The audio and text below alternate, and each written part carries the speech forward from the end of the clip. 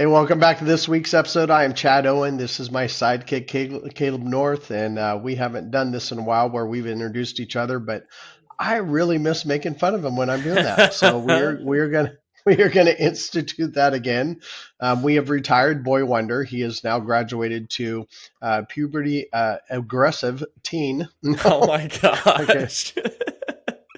he's now went through the process, so now he's teenage wonder, That's funny. and so we we'll work on that. Okay, so income riders are so important because honestly, we did this survey, and I actually just did a post about it today, and it's about how many people use SPIAs, FIAs with income riders, or just straight MIGAs.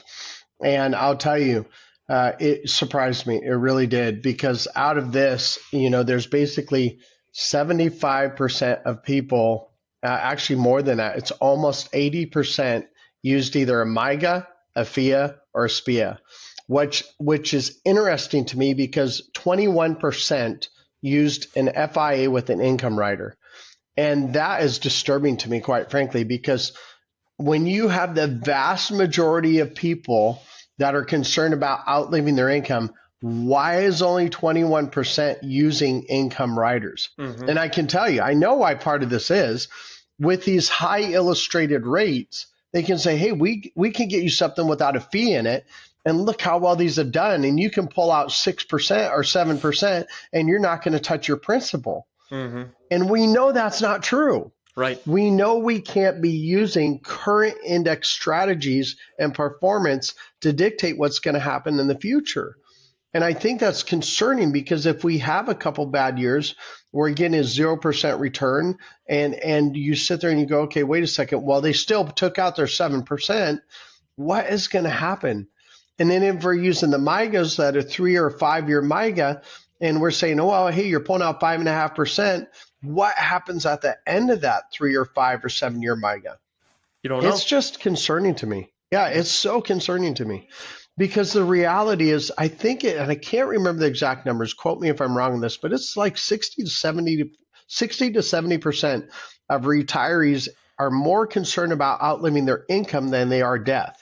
It's And so if the that's the number one case, concern.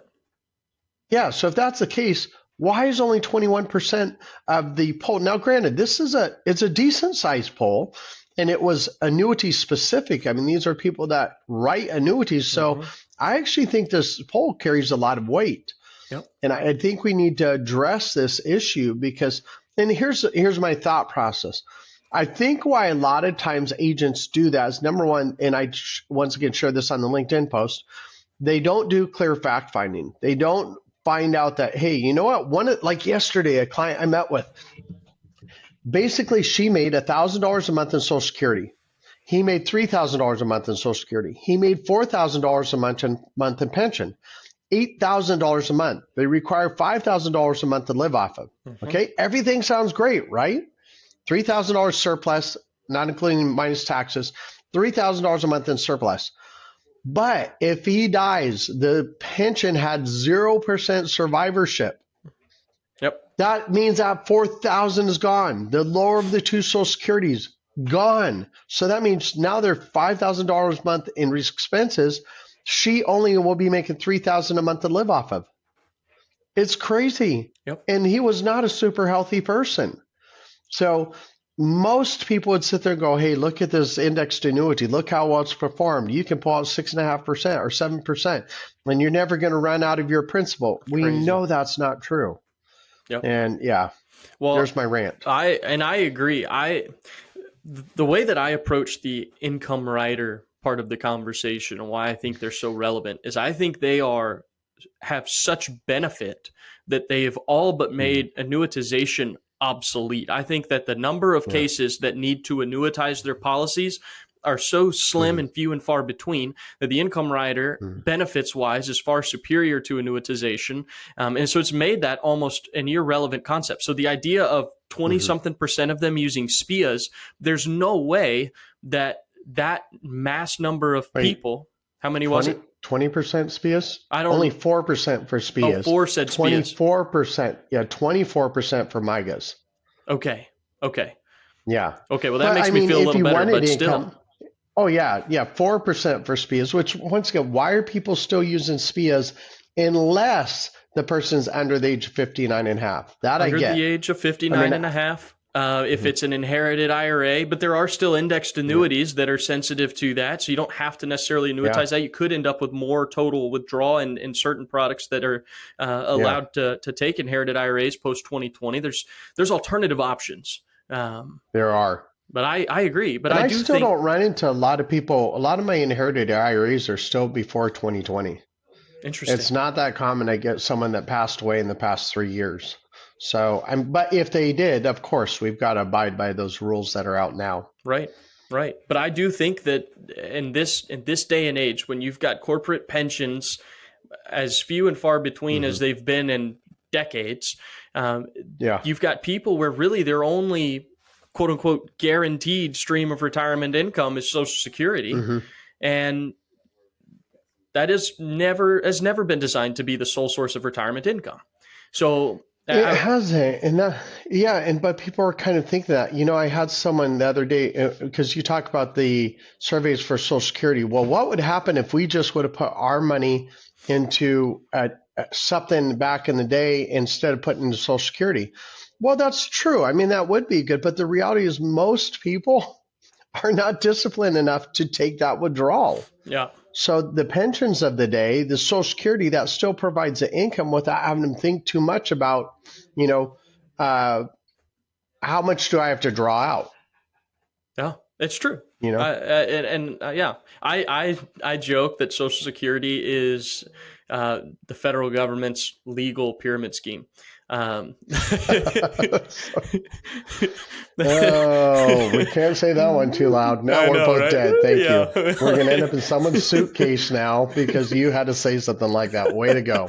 Yeah, But for thank you. those that are receiving the benefits, fantastic. Nice Like, knowing yeah, everybody here. Love y'all.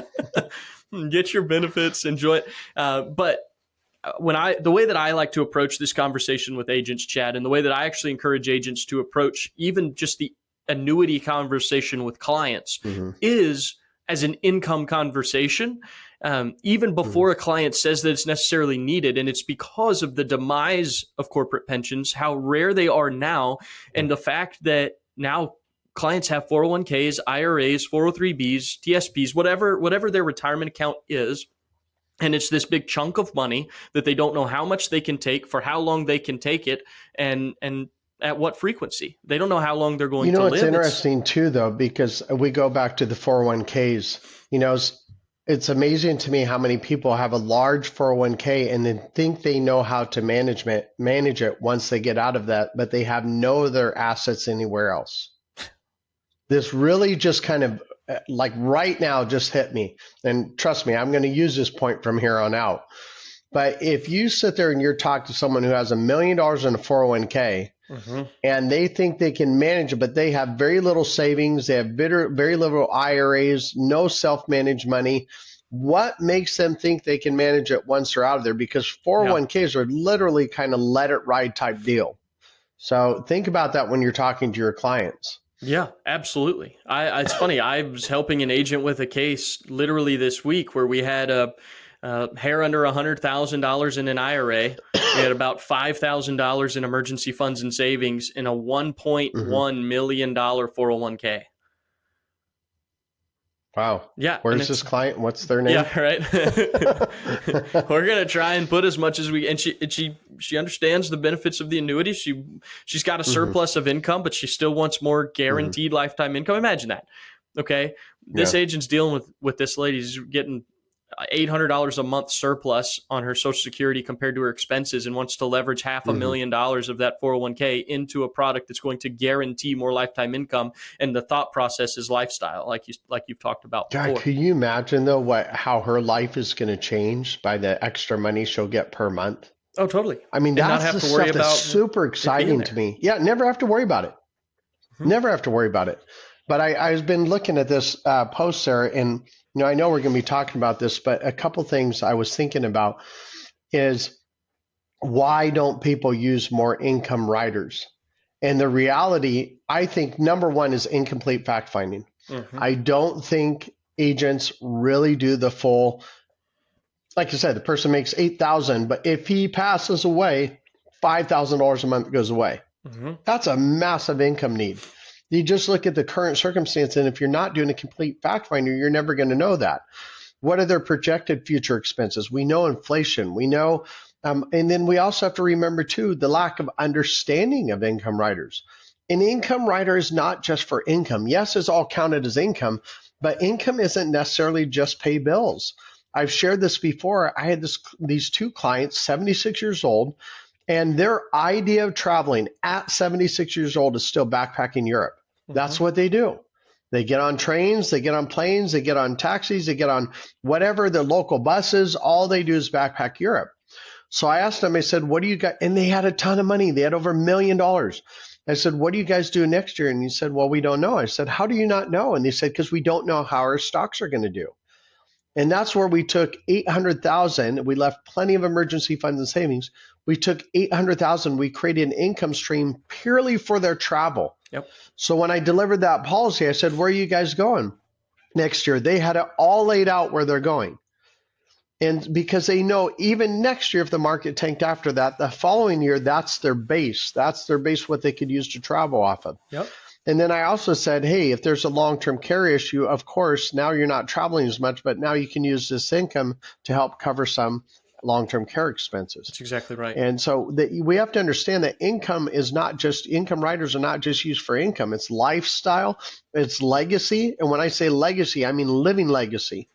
I'm going to take my grandkids to Disney World because that's a memory they'll never forget. I'm going to take my entire family to Mexico or Hawaii or whatever it is. These are on a big RV trip. These are living legacy. You know, most people, my grandparents didn't have a lot of money, but I'll tell you, the memories I have with them, I'll take over any dollar amount they ever would have left for me. Yeah. And then, of course, I think the reluctant use of income riders, and this is going to strike people the wrong way, but hey, you know what? I've never been afraid of offending people for the right thing. And a lot of times I think agents think, well, if I do a 3, a 5, or 7 year annuity, or I do a 10-year annuity with an income rider, without an income rider, I've guaranteed business in 3, 5, 7, 10 years. Mm-hmm. Where if you use an income rider, unless you're an idiot, like there's some people out there that will literally replace indexed annuities with income riders, and they churn or twist, and they take the existing policies 5 years later. There's a guy in New Braunfels that does that all the time, New Braunfels, Texas. We're not going to say that, but he calls himself an expert. And I got letters from my clients that we rolled stuff over, and he sold annuities before. And the reason why they called me is because they were getting letters to replace business he just wrote 5 years ago with income riders. And he would say, hey, you know what? We got a 30% bonus. And they would look at that. And the reality is the bonus covered, well, it depends. Obviously, let's just use something more realistic, like a 12% bonus that covered the surrender charge, but they didn't even take any consideration income value. And so when you're looking at that, they look at, obviously, if you have an income rider, don't ever look at ever replacing that business. I've done it one time in 20 years, and it was for a very specific circumstance. Yeah. But the reality is, when you do an income rider, you're probably never getting any more business from that money right there.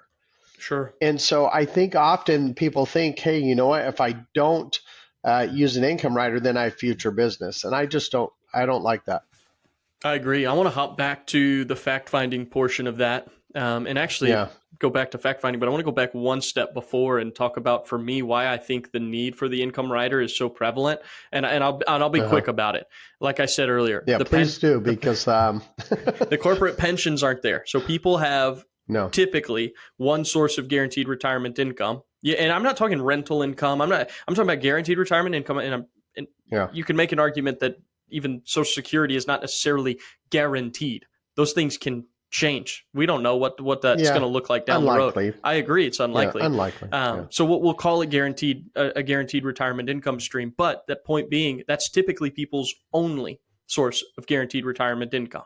Mm-hmm. So what we have is people with 401ks, 403bs, whatever we call them, defined contribution plans, and pensions of old were defined benefit plans. Well, what we're talking about Yeah. doing is going back to a defined benefit plan to where that income benefit is defined and guaranteed, and we're leveraging the current defined contribution plan, the 401k, the 403b, whatever it may be, or their individual IRAs to actually do that. And now when you get to fact finding, I think, Chad, there's a couple of layers here. I think one, you have the agents that will look at a lead. They'll get a lead form, and the client on the lead has said, I'm looking for the best rates or whatever. And so they go into it trying to sell the $100,000 annuity that, has the best rates, and don't even bother fact finding at all.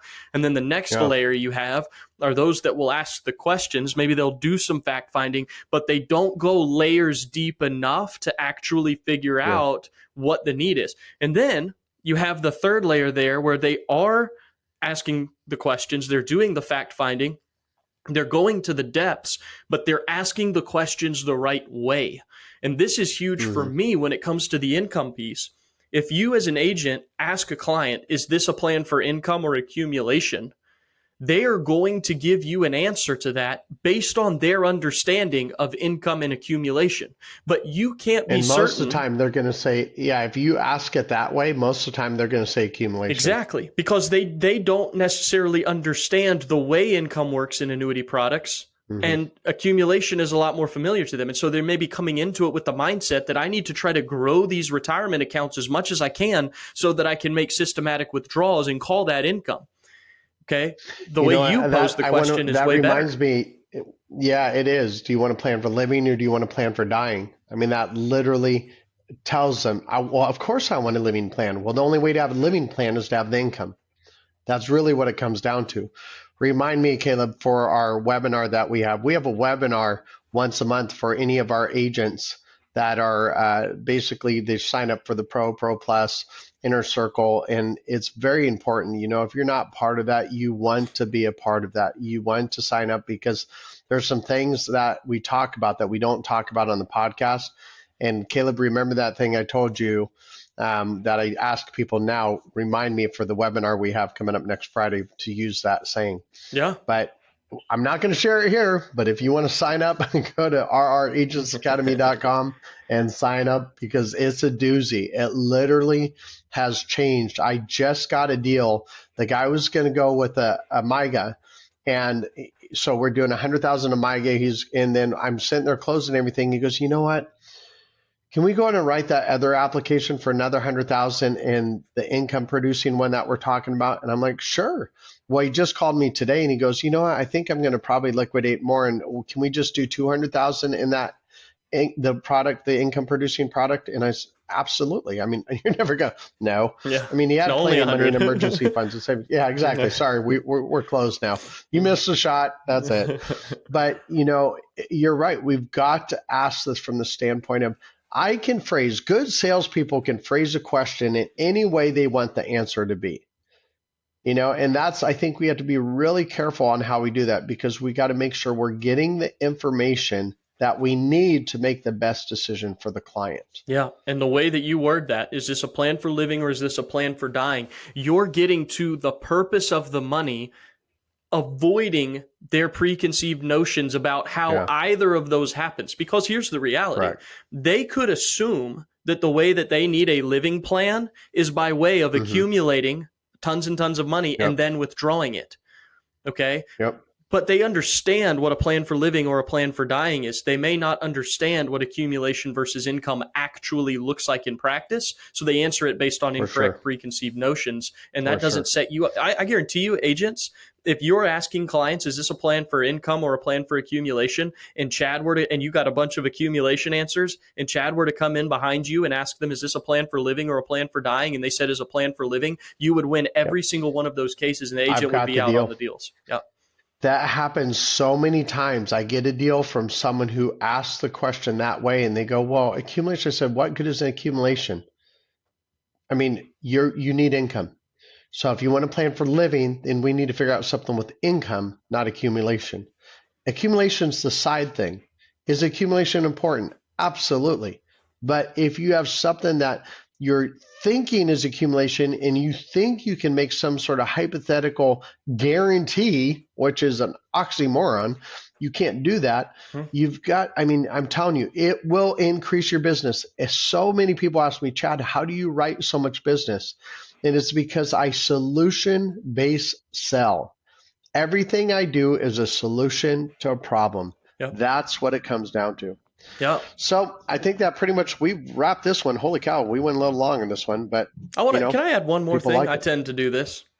You always do that. This is Okay, pretty go on ahead, brand. Caleb. I want you to think Go ahead. about the flow of retirement planning. We have two words that we use when we're talking about retirement planning. While they're working and they're contributing, we call that the accumulation phase, where you are accumulating a retirement nest egg. And then you retire, and now you get into what's called the distribution phase. There are agents out there that are working with clients that are in the distribution phase and positioning more accumulation that they've done for the last 40 years. Yeah. It's like you're in Does the not wrong make sense. phase for that at this point. So anyways, that's just another little sidebar, little thing I was That's a good thinking about. point. But Well, pretty I hope fired up this about helps it. you guys. Of course, you should be. You should be. But I hope this helps you guys. You have a great day. And as always, happy selling.